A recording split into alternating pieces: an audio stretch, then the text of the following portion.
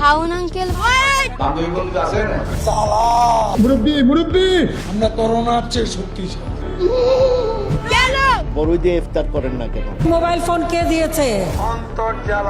বুঝছে না পেঁয়াজ ছাড়াও কিন্তু রান্না হয়। কোন ক্লাস? শেখ হাসিনা পালায় না। It's my turn now. হুমকি দেয়। আসো খেলবো। কোথায় খেলা হবে? কার সাথে খেলা হবে? আসেন খেলি। কেমনটা লাগে?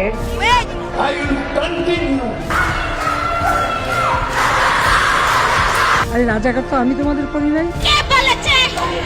তোমার নিজেরা স্লোগান দিয়ে তোমাদেরকে রাজাকার করছো। চেয়েছিলাম অধিকার। স্লোগান বন্ধ করো। ঠিক আছে। তলে তলে কথাটা পাবলিক আবার চেয়েছিলাম অধিকার, হয়ে গেলাম রাজাকার। তুমি কে আমি কে, রাজাকার রাজাকার। শেখ হাসিনা পালাই না, হাউন আঙ্কেলের ভাতের হোটেল। মুরব্বি wait, it's my turn now. এক একটি সংলাপ যেন এক একটি টাইম মেশিন। শুনলেই ফিরে যেতে হয় 2024 সালের সেই উত্তাল জুলাই অগাস্টে। এখনই টায়ার্ড হলে চলবে না। আরো কইতে আছে। সে সময় বাংলাদেশের দৈনন্দিন অভিধানে যেন নতুন এক ভাষার জন্ম হয়েছিল। ফেসবুক স্ক্রল করলেই উক্তি, টিকটক খুললেই সংলাপ, ইউটিউবের কমেন্টে ডায়লগ, চায়ের দোকানের আড্ডা থেকে বিশ্ববিদ্যালয়ের ক্যাম্পাস, সবখানেই চলতো সংলাপের বন্যা। আরো কিছু কথা লইয়া যান, বাইক যাইবেন না যহ। এক একটি সংলাপ মুহূর্তেই হয়ে উঠেছিল মিম, ট্রল, স্ট্যাটাস, রিলস আর শর্টসের প্রাণ। রাজনৈতিক বক্তব্যের চেয়েও অনেক সময় একটি ছোট্ট সংলাপ মানুষের মনে বেশি দাগ কেটেছে। হাসতে হাসতেই মানুষ বুঝে নিয়েছে প্রতিবাদের ভাষা, বিদ্রুপের শক্তি আর কটাক্ষের গভীরতা।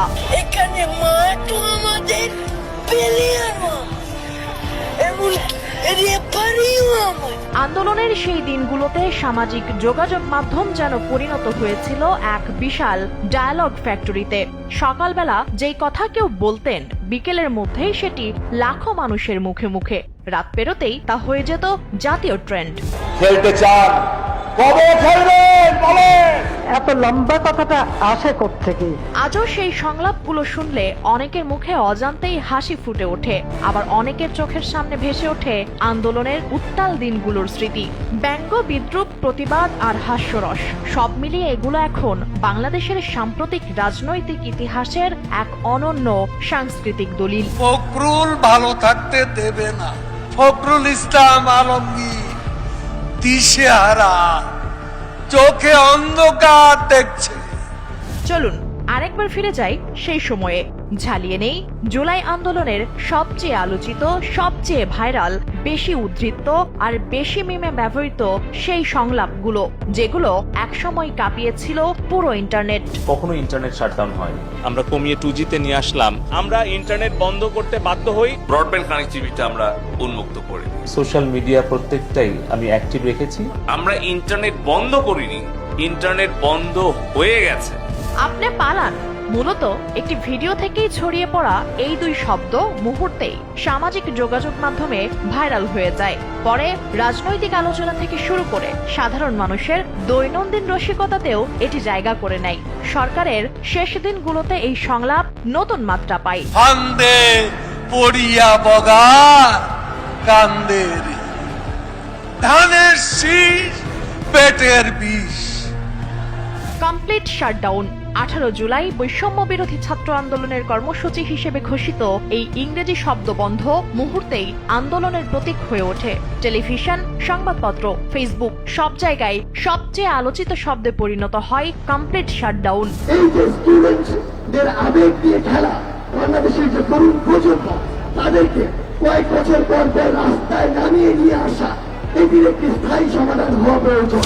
জুলাই আন্দোলনের সবচেয়ে বিতর্কিত রাজনৈতিক বক্তব্যগুলোর একটি আসে তৎকালীন প্রধানমন্ত্রী শেখ হাসিনার ভাষণে। তিনি বলেছিলেন, মুক্তিযোদ্ধার নাতি নাতনিরা চাকরি পাবে না, তাহলে কি রাজাকারের নাতি নাতনিরা চাকরি পাবে?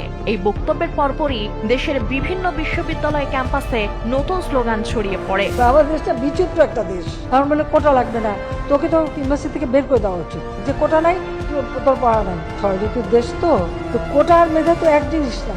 তার মানে কি মুক্তিযোদ্ধার সন্তান নাতিপুতিরা কেউ মেধাবী না, যত রাজাকারের বাচ্চারা নাতিপুতি হলো মেধাবী, তাই না? শিক্ষার্থীরা উচ্চারণ করতে থাকেন তুমি কে আমি কে, রাজাকার রাজাকার। পরবর্তীতে এর সঙ্গে যুক্ত হয় কে বলেছে স্বৈরাচার স্বৈরাচার। রাজনৈতিক বিশ্লেষকদের মতে এই স্লোগানগুলো আন্দোলনের মোড় ঘুরিয়ে দেয় এবং এটি কোটা আন্দোলনকে বৃহত্তর রাজনৈতিক প্রতিবাদের রূপ নিতে সহায়তা করে।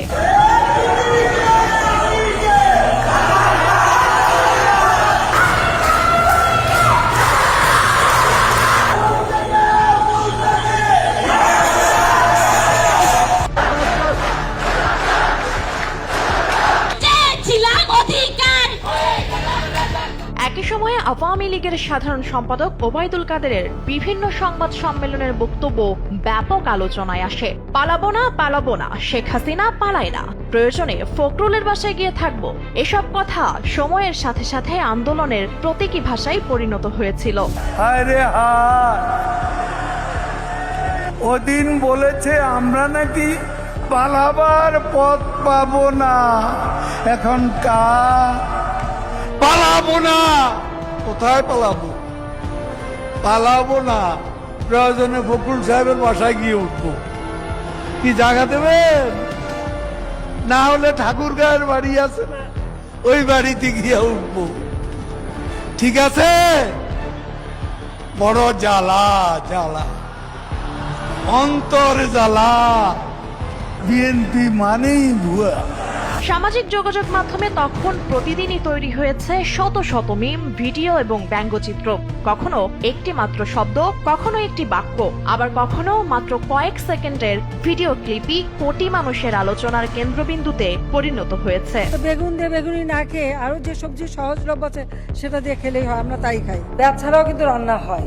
কাঁচামরিচ কিনে রোদে শুকায় রেখে দেন, এই কাঁঠালের কাবাব হয়, কাঁঠালের বার্গার হয়। বড়ই দিয়ে ইফতার করেন না কেন? আঙ্গুর লাগবে কেন? আপেল লাগবে কেন? আর কিছু নাই আমাদের দেশে। বিশেষজ্ঞদের মতে বাংলাদেশের রাজনৈতিক ইতিহাসে সম্ভবত এই প্রথম কোনো আন্দোলনে সংলাপ, স্লোগান আর ছোট ছোট বাক্য এত বড় সাংস্কৃতিক প্রভাব ফেলেছে। রাজপথের ভাষা চলে এসেছে ফেসবুকে, আর ফেসবুকের ভাষা পৌঁছে গেছে টেলিভিশনে। টেলিভিশনের সংলাপ পরিণত হয়েছে সাধারণ মানুষের মুখের কথায়, যার ফলে 2024 সালের জুলাই আগস্ট শুধু একটি রাজনৈতিক আন্দোলনের ইতিহাস নয়, এটি একই সঙ্গে ভাইরাল সংলাপ, প্রতিবাদের ভাষা এবং সামাজিক যোগাযোগ মাধ্যমে জনমতের বিস্ফোরণের ইতিহাস হয়েও থাকবে।